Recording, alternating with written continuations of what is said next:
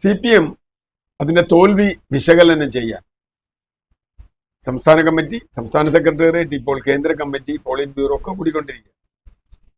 കേന്ദ്ര കമ്മിറ്റിയിൽ അതിശക്തമായി ഒരു ശബ്ദമുയർന്നു എന്നാണ് കേരളത്തിൽ നിന്ന്. മറ്റ് സംസ്ഥാനങ്ങളിൽ നിന്നൊക്കെ കേരളത്തിലെ CPM-നെ വെട്ടി ശരിപ്പെടുത്തി. കാരണം ഇവർ പറഞ്ഞതൊക്കെ അബദ്ധമാണെന്ന് മനസ്സിലായി. പി രാജീവിന്റെ പ്രത്യയശാസ്ത്ര അവലോകനമൊക്കെ അവരെടുത്ത് ദൂരക്കളഞ്ഞു. കാരണം കോൺഗ്രസുമായി നിങ്ങൾ ബംഗാളിൽ കൂടിയതാണ് ഞങ്ങൾക്ക് പ്രശ്നമായത്. അപ്പോ മറ്റംഗങ്ങൾ പറഞ്ഞു, രാജസ്ഥാനിലെയും തമിഴ്നാട്ടിലെയും മറ്റിടങ്ങളിലെയൊക്കെ അംഗങ്ങൾ പറഞ്ഞു CPM-ന് 3 സീറ്റ് കിട്ടിയത് കോൺഗ്രസുമായിട്ട് സഖ്യത്തിലാണ്. ഒരു സീറ്റേ നിങ്ങൾക്ക് ഒറ്റയ്ക്ക് നേടാൻ കഴിഞ്ഞുള്ളൂ. അതുകൊണ്ട് നിങ്ങൾ അങ്ങനെ വല്ലാതെ നിഗളിക്കേണ്ട, ദേശീയ പദവി കിട്ടുന്നത് തന്നെ കോൺഗ്രസുമായി സഖ്യത്തിലൂടെയാണ് എന്ന കാര്യം അവർ ഓർമ്മിപ്പിച്ചതാണ്. തീർച്ചയായും. പക്ഷേ അതിൽ വേറിട്ട ഒരു ശബ്ദം കേരളത്തിൽ നിന്ന് ഉയർന്നത്, ബാക്കി പലരും മറച്ചു വെച്ച് പറഞ്ഞത് ശൈലജ ടീച്ചറാണ് തുറന്നു പറഞ്ഞത് എന്ന് കേൾക്കുന്നു.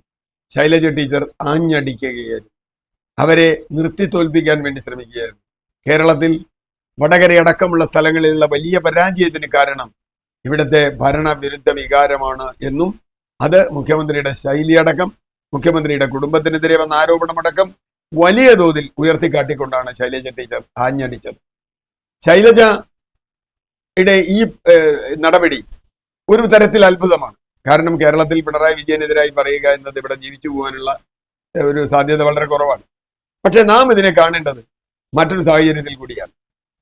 മുമ്പൊരു ചർച്ചയിൽ പറഞ്ഞതുപോലെ പി ജയരാജൻ, കണ്ണൂരിലെ പ്രമുഖനായ നേതാവ്, ഏറ്റവും ജനപ്രിയനായ നേതാവ്, ഒരുപക്ഷെ എല്ലാവരും നിസ്വാർത്ഥനായ നേതാവെന്ന് കരുതുന്നു, എനിക്കറിയില്ല, അങ്ങനെയാണെന്നാണ് പറയുന്നത്. അദ്ദേഹം കേരളത്തിൽ സംസ്ഥാന കമ്മിറ്റിയിൽ അദ്ദേഹം പറഞ്ഞൊരു കാര്യം നമ്മളിപ്പോൾ ഓർക്കുക.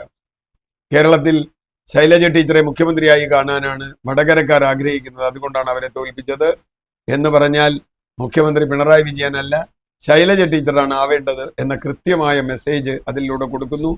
അതിന്റെ പിന്നാലെ മനു തോമസ് വരുന്നു.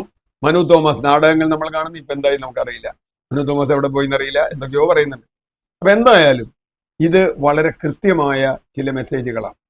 കേരളത്തിലെ ഏതാണ്ട് എല്ലാ ജില്ലാ കമ്മിറ്റികളിലും മുഖ്യമന്ത്രിയുടെ ശൈലിക്കെതിരെ, അതുപോലെ നവകേരള സദസ്സിനെതിരെ, അതുപോലെ നിരവധി വിഷയങ്ങൾ, മുഖ്യമന്ത്രി പത്രക്കാരോട് കാണിക്കുന്ന രീതിക്കെതിരെ, മുഖ്യമന്ത്രി ഘടകകക്ഷികളോട് കാണിക്കുന്നത്, മന്ത്രിമാർ ശേഷിയില്ലാത്തവരായി തിരഞ്ഞെടുക്കുന്നത്, ഇതൊക്കെ വലിയ തോതിൽ കേരളത്തിൽ ചോദ്യം ചെയ്യപ്പെട്ടു.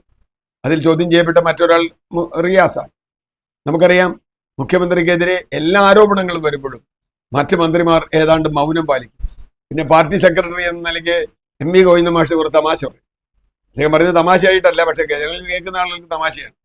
തിരുവനന്തപുരം ജില്ലാ കമ്മിറ്റി പറഞ്ഞതുപോലെ ഈ കോട്ടയം ജില്ലാ കമ്മിറ്റിയാണെന്ന് പറഞ്ഞു. ഈ ഗോവിന്ദ മാഷ് പറഞ്ഞാൽ അത് ആളുകൾ ആരും വിശ്വസിക്കുന്നില്ല എന്ന് പാർട്ടിക്കാർ പറയാൻ തുടങ്ങി. പക്ഷെ പാർട്ടി സെക്രട്ടറി പറഞ്ഞാൽ പാർട്ടിക്കാർക്ക് പോലും വിശ്വാസമില്ല.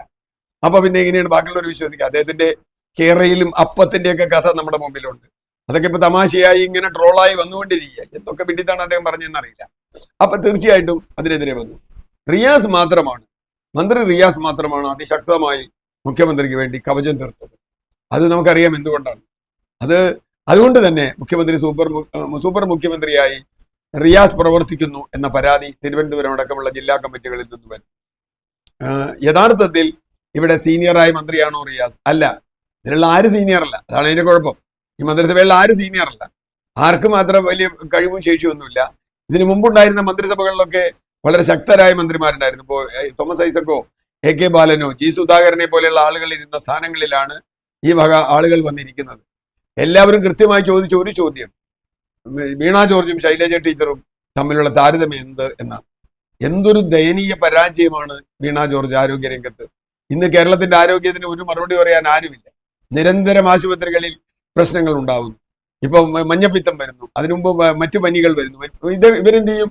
എന്തെങ്കിലും ഒരു പ്രശ്നമുണ്ടായിരുന്നു റിപ്പോർട്ട് ചോദിച്ചിട്ട് റിപ്പോർട്ട് എവിടെയായിരിക്കണം ഇപ്പൊ ആർക്കെങ്കിലും അറിയും. ആ റിപ്പോർട്ടൊക്കെ എവിടെയോ അട്ടത്ത് വെച്ചേക്കുക. ആ റിപ്പോർട്ട് പിന്നെ പുറത്തെടുക്കില്ല. റിപ്പോർട്ട് ചോദിക്കും. ഞാൻ റിപ്പോർട്ട് ചോദിച്ചു, എന്നിട്ട് ഒന്നും ഉണ്ടായില്ല. റിപ്പോർട്ട് ചോദിക്കൽ തന്നെ. അവിടെ ഒരു സ്ത്രീയുടെ വയറ്റിൽ കത്രിക വീണിട്ട് മാസങ്ങളായി. അതിന്റെ സമരം നടക്കുക. പിന്നെ ഞാൻ അവരുടെ കൂടെയാണ്. എന്നിട്ട് അവരുടെ കൂടെ എന്താ കാര്യം? ഒരു പെൺകുട്ടി ICUവിൽ അപമാനിക്കപ്പെട്ടു. ICUവിൽ അപമാനിക്കപ്പെട്ട പെൺകുട്ടിയെ മാത്രമല്ല, അതിന് സാക്ഷ്യം പറഞ്ഞ് നഴ്സിനെ കൂടി എത്ര ഉപദ്രവിച്ചു. അവരെ ഇടുക്കിക്ക് ട്രാൻസ്ഫർ ചെയ്തു. ഇതൊക്കെയാണ് നമ്മുടെ ആരോഗ്യ രംഗം. ധനകാര്യ രംഗം പിന്നെ പറയാനില്ല. അദ്ദേഹത്തിൻ്റെ 10 പൈസ ഇല്ല. പിന്നെ എന്ത് ചെയ്യാനാണ്?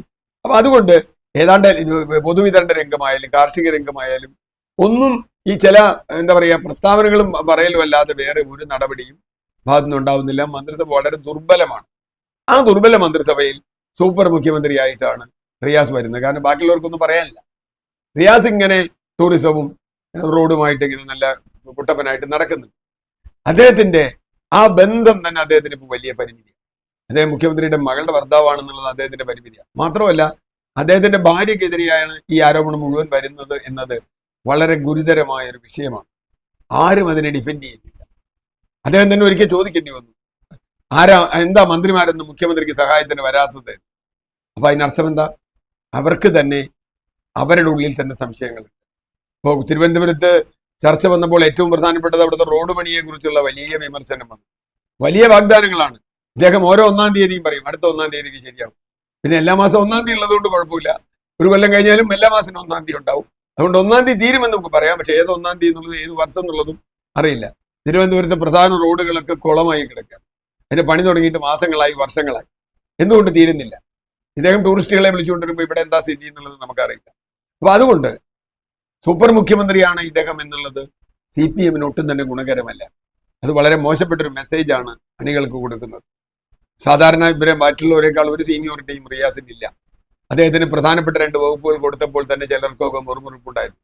ശൈലജ ടീച്ചറെ പോലെയുള്ള ആളുകളെ പുറത്തിരുത്തിക്കൊണ്ടാണ് ഇദ്ദേഹത്തിന് വകുപ്പ് കൊടുത്തത്. MP ഗോവിന്ദൻ മാഷ് പിന്നെ സെക്രട്ടറി ആയി പോയി.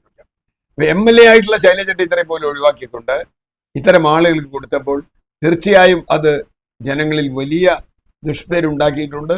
മന്ത്രിസഭയുടെ ഇൻഎഫിഷ്യൻസി എന്നത് വളരെ കൃത്യമായി എല്ലാ ജില്ലാ കമ്മിറ്റികളും, അത് CPM-ന്റെ മാത്രമല്ല CPI-യുടെയും, CPI സ്വന്തം മന്ത്രിമാരെ കുറിച്ച് പോലും വളരെ മോശപ്പെട്ട അഭിപ്രായമാണ് പറഞ്ഞത്. പൊതുവിതരണ മന്ത്രിയും കൃഷി മന്ത്രിയും ഒക്കെ വളരെ വളരെ ശക്തി കുറഞ്ഞവരും മുഖ്യമന്ത്രിയോട് നേരിട്ട് നിന്ന് കാര്യം പറയാൻ പറ്റാത്തവരും മന്ത്രിസഭാ യോഗത്തിൽ പോലും തലതാഴ്ത്തിയിരിക്കുന്നവരുമാണ് എന്നാണ്.